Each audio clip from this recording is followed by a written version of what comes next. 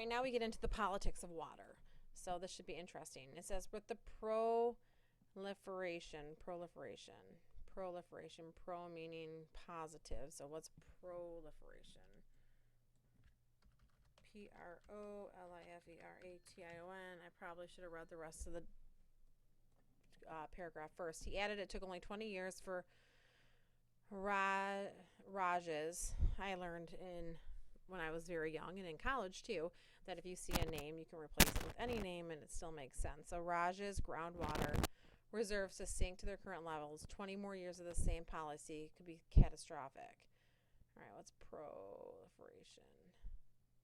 A rapid growth. A great number, yeah.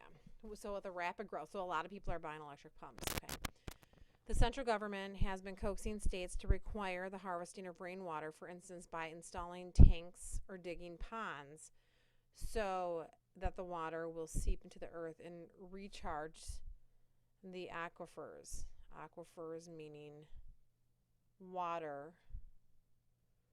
So recharge the water. Is it Aquifers? Let's look it up.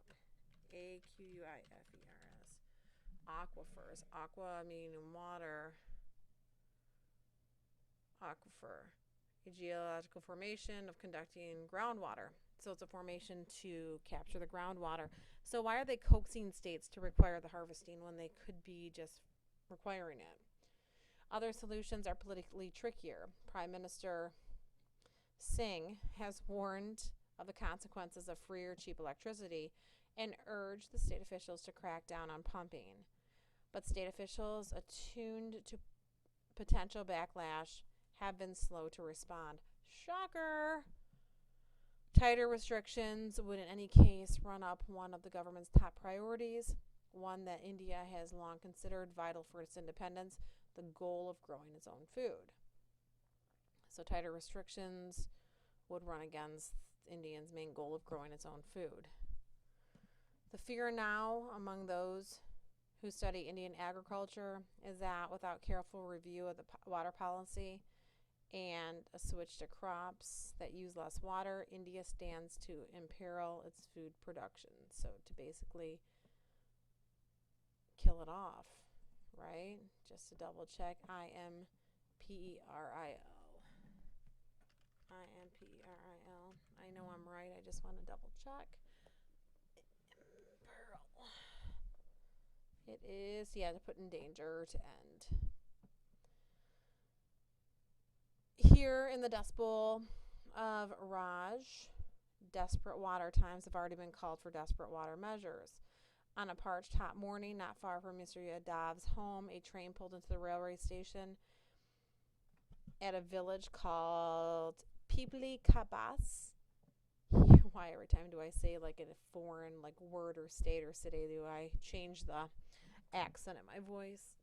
Here the wells have run dry and the water table fallen so low that it's too salty to even irrigate the fields. The train came bearing precious cargo, 15 tankers loaded with nearly 120,000 gallons of clean, sweet drinking water. Hallelujah. The water regularly travels more than 150 miles, taking nearly 2 days by pipeline and then by rail, so that the residents of a small neighboring town can fill their buckets with water for 15 minutes every 48 hours. That is horrible. I wonder how many buckets they get. It is logistically complicated, absurdly expensive proposition. Bringing the water here costs the state about a penny a gallon. The state charges a penny a gallon. Doesn't seem much because I pay a lot more for the milk by a gallon. The state charges the consumer a monthly flat rate of 58 cents for about 5,300 gallons, absorbing the loss. I wonder how many gallons of water I use per month. 58 cents is nothing, but it's a lot for people who don't have jobs or anything like that.